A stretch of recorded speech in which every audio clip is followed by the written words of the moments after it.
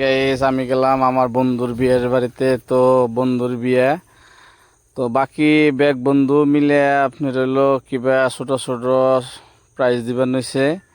তাই অল্প প্রাইজ গুনা আমার মতে অল্প হাস্যকর হইল, যার জন্য অল্প ভিডিও বানাইলাম। তো আমার ভিডিও যদি ভালো লাগে শেয়ার করবেন, কমেন্ট করবেন আর লাইক করবেন, আর আমার চ্যানেলটা সাবস্ক্রাইব করবেন।